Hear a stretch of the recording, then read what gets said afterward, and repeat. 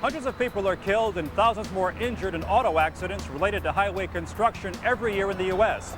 In fact, since 1980, nearly 10,000 people have been killed in such accidents, including thousands of roadway workers.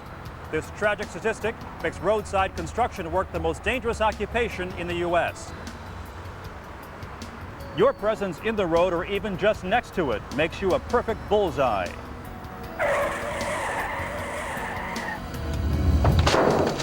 You've become an instant target for death.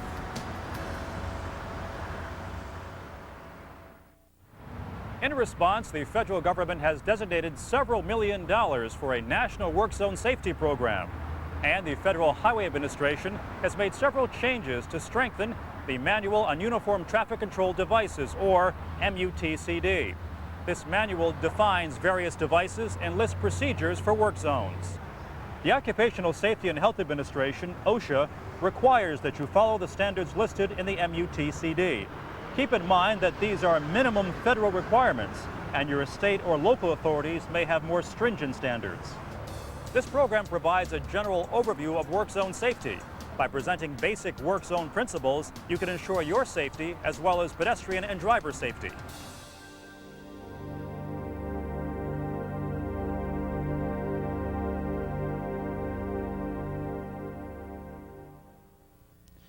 Let's look at some ways to create safer roadway work zones. The first and most important way is to have a plan. Have an effective, well-thought-out traffic control plan in place and follow it carefully. This plan should involve everyone on the construction site, from the flagger to the site engineer. It should also provide for constant review and for immediate changes to be made when necessary. Make sure your plan is in writing. This way you can double-check periodically to ensure that you are carrying out all safety measures. In creating a traffic control plan for a work zone, 3 groups of people must be taken into consideration: workers, drivers, and pedestrians.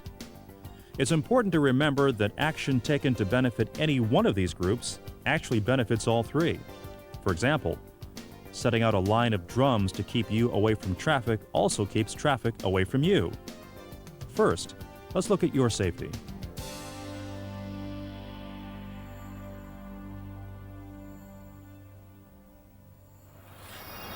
Do you often get caught up in your work forgetting that you're just a few feet away from injury or even death? One of the most important ways to keep yourself out of danger is to be safety conscious. You should always be thinking ahead to potential problems and be on guard to hazardous situations. You should be trained in traffic control techniques, the use and placement of traffic control devices, and proper flagging procedures. If you're ever uncertain about a specific practice or procedure, consult your supervisor or the MUTCD.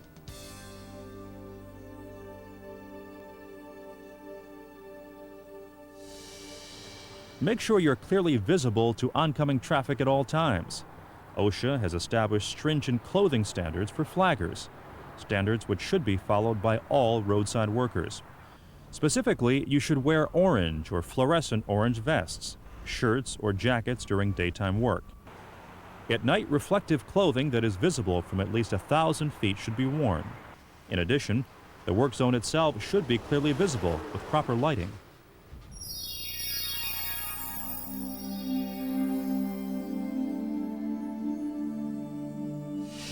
Make sure that the area around and within your work zone is neat and orderly. Keep trash, piles of dirt, and any other debris away from the traffic flow, pedestrian paths, and your work area. Be sure that signs and devices are clean and legible and that you cover and uncover them when necessary. Most importantly, check that signs are in fact still there where you left them from the last shift. Designate a place to store tools and keep them there. Always make sure lights are working. Basically, proper housekeeping means following all safety measures in the traffic control plan to the letter.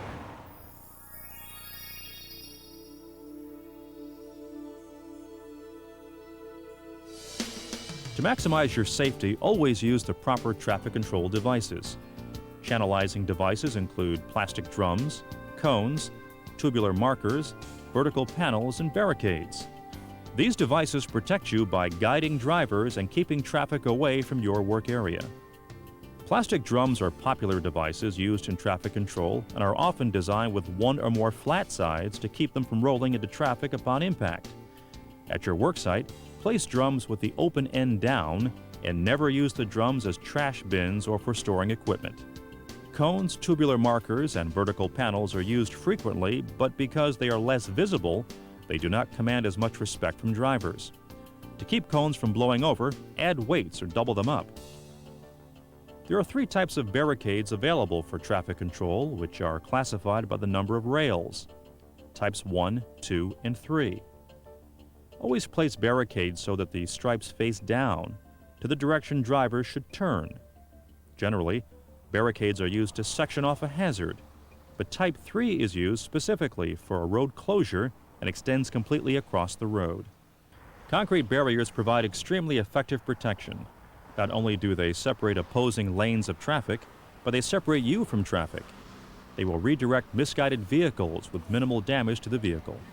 In situations where work crews are constantly moving, painting or patching for example, a protection vehicle should follow the crews for extra safety.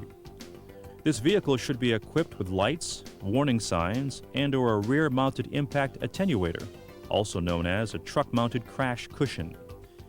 Worker protection may also be enhanced by using rumble strips, variable message boards, flashing arrow panels, and warning lights.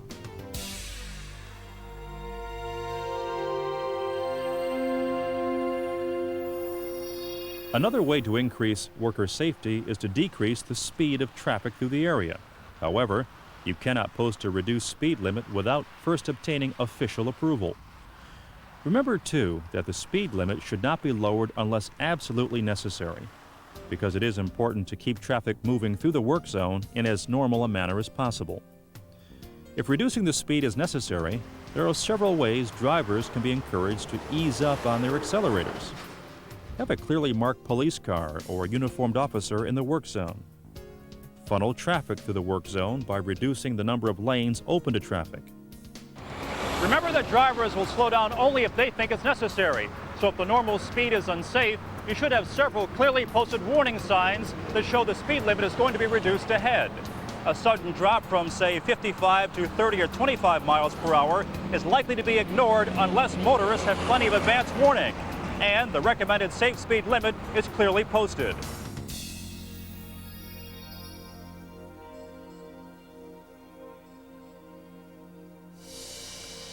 Another way to protect highway workers is to detour traffic around the work zone or close the road. This should only be done when an effective alternate route is available, and only when approved by the traffic engineer. Typically, if traffic does not have at least a width of 12 feet in which to maneuver, it'll be necessary to close the road. Any detour should be clearly marked with flashing beacons or arrows and be capable of handling the traffic flow.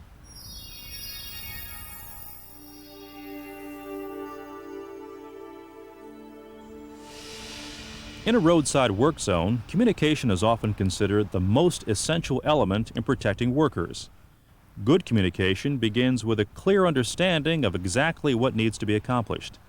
Discuss the status and safety of the work zone, and express your ideas for improvements during meetings before and after each shift. But don't let your communication end here. While working, use walkie-talkies, portable radios, and hand signals. Even walk over to another worker to communicate if necessary.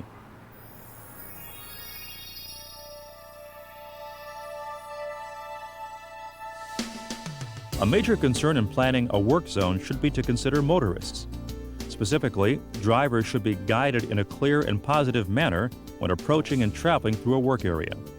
Avoid inhibiting the normal flow of traffic as much as possible. Any plan that includes frequent or sudden changes, such as lanes narrowing or ending, or drastic reductions in the speed limit, will confuse drivers and cause accidents. Warning signs, markers, and barricades can also confuse drivers and cause accidents if they are used incorrectly.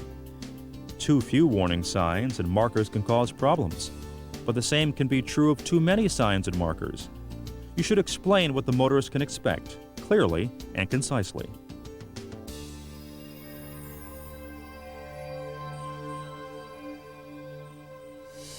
Perhaps the best way to protect drivers and yourself is to use flaggers. For example, have flaggers safely guide traffic when you need to stop traffic for single lane use or simply to alert drivers to slow down. Flaggers must be highly visible, as mentioned earlier, wearing orange or fluorescent orange clothing such as a vest, shirt, or jacket. It is recommended, and some states require, that flaggers be certified and carry a card at all times that validates this certification. This card shows that the flagger has been properly trained in how to communicate with drivers and coworkers. Communication between flaggers is imperative and can be done verbally or with hand signals. Flaggers should communicate with traffic using hand signaling devices such as stop-slow paddles, lights, and in emergencies, red flags. Whenever possible, flaggers should advise motorists of the reason for the delay and about how long the delay will last.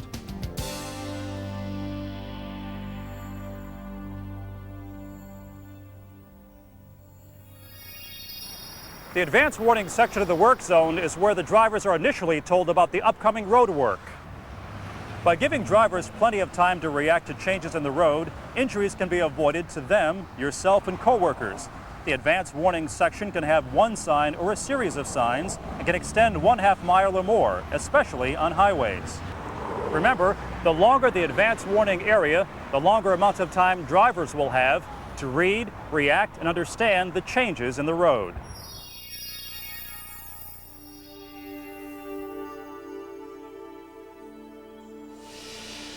Pedestrians make up the third group that must be considered while planning a roadway work zone. Keep the following 3 points in mind when considering pedestrian safety. Keep pedestrians as far away as possible from worksite vehicles, equipment, and operations. Keep them separated from traffic moving through or around the worksite. Provide pedestrians with a safe, convenient path of travel. Direction should be clear and concise. Keep in mind that pedestrians may be blind, hearing impaired, or physically challenged in other ways. Every pedestrian needs protection from injury, which means they need a smooth, clearly defined way to travel around or through the work zone. A safe path is at least 4 feet wide and at least 7 feet tall. Movement of work vehicles and equipment across designated pedestrian paths should be kept to a minimum and controlled by flaggers or temporary traffic control. Roadside construction is the most dangerous occupation in the U.S., with its record of 6,000 injuries and fatalities combined per year. However, there is no reason why the problems of the past should continue into the future. Do your part to put safety first, because roadside work can be performed safely if you have a plan in place and follow it.